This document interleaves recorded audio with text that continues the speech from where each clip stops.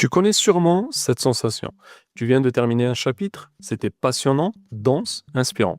Et pourtant, 3 jours plus tard, impossible de te souvenir de l'essentiel. Tu relis les pages et c'est comme si tu les découvrais pour la première fois. Cette impression de vide, d'avoir lu pour rien, peut vite te décourager. Mais laisse-moi te rassurer, ce n'est pas un problème de mémoire, ce n'est pas un manque d'intelligence non plus. C'est simplement que tu n'as pas encore appris à lire pour retenir. Dans cette vidéo, je vais te partager 4 techniques puissantes pour transformer ta manière de lire. Des méthodes simples, concrètes, applicables dès aujourd'hui et qui peuvent littéralement doubler ta rétention. Tu vas découvrir comment passer d'une lecture passive à une lecture active et mémorable. Alors installe-toi bien, car ce que tu vas apprendre ici pourrait changer à jamais ta façon d'apprendre. Commençons par comprendre ce qui cloche. Pourquoi tu oublies ce que tu lis? Quand on lit, on a tendance à croire que l'information va automatiquement s'enregistrer dans notre cerveau. Mais la réalité, c'est que la lecture passive ne crée pas de mémoire durable. Le cerveau fonctionne un peu comme une entreprise, il trie les informations. Il ne garde que ce qu'il juge utile, urgent ou émotionnellement marquant. Et si tu ne fais rien de particulier avec ce que tu lis, si tu te contentes de passer les yeux sur les lignes, ton cerveau classe ça comme information de passage. Résultat, l'oubli est inévitable.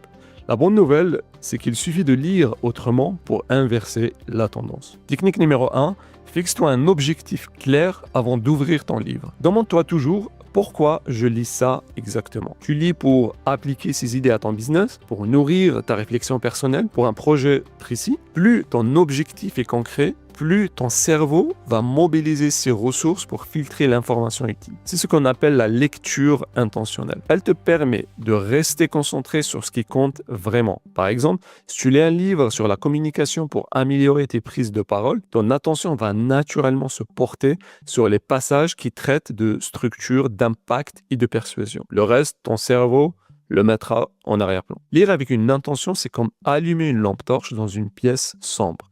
Tu éclaires ce qui t'importe et tu laisses le superflu dans l'ombre. Technique numéro 2, reformule ce que tu viens d'apprendre. C'est sans doute l'une des méthodes les plus puissantes et pourtant les moins utilisées. Quand tu termines un chapitre ou un passage important, ne passe pas tout de suite à la suite. Ferme le livre et essaie de résumer ce que tu as retenu avec tes propres mots. Tu peux le faire à voix haute ou mieux encore à l'écrit.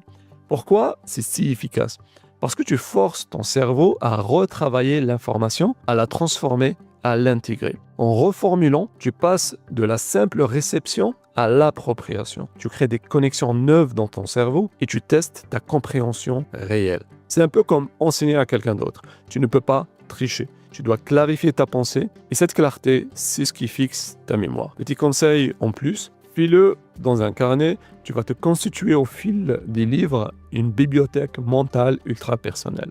Technique numéro 3, l'espacement intelligent. En d'autres mots, répète au bon moment. Tu n'as pas besoin de relire tout un livre plusieurs fois. Tu as besoin de revoir l'essentiel au bon moment. C'est le principe de la répétition espacée. Quand on apprend quelque chose de nouveau, on a tendance à l'oublier très vite. Sauf si on le revoit à des intervalles stratégiques. Par exemple, jour numéro 1, tu lis le chapitre et tu le résumes. Jour numéro 2, tu reviens sur ton résumé. Jour numéro 4, tu relis ton résumé, tu reformules à nouveau. Jour numéro 7, tu testes ta mémoire, cette fois-ci sans regarder. Ces espacements permettent de renforcer les connexions neuronales au moment exact où elles commencent à s'affaiblir. C'est comme faire du sport pour ta mémoire. Et tu peux automatiser ce processus avec des applications comme Notion par exemple, ou tout simplement un calendrier papier. Technique numéro 4, crée des ponts entre ce que tu lis et ce que tu vis. Le cerveau adore ce qui est personnel, ce qui a du sens. Donc, à chaque fois que tu lis une idée intéressante, demande-toi comment ça s'applique à ma vie. Dans quelle situation j'ai déjà vécu ça? À quoi ça me fait penser? Si tu lis un livre sur la gestion du temps, pense à ta journée d'hier. Si tu lis un roman, connecte les émotions des personnages à tes propres expériences. Chaque lien que tu crées rend l'information plus vivante, concrète, émotionnelle. Et c'est justement l'émotion qui fixe la mémoire. Lire, ce n'est pas juste empiler des idées, c'est tisser une toile dans ton esprit. Et cette toile devient de plus en plus résistante à chaque nouvelle lecture connectée. Voilà, tu connais maintenant les 4 techniques pour retenir durablement ce que tu lis. Lire avec une intention claire, reformuler avec tes propres mots, espacer intelligemment les révisions et connecter à ta vie réelle. Mais attention, savoir ne suffit pas. Ce qui compte,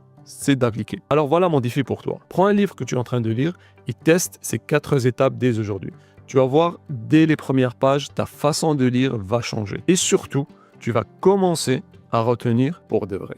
Si tu as aimé cette vidéo, pense à t'abonner, à mettre un pouce bleu et surtout dis-moi en commentaire quel livre tu lis en ce moment. Curieux de voir ce que tu vas appliquer. À très vite dans une prochaine vidéo.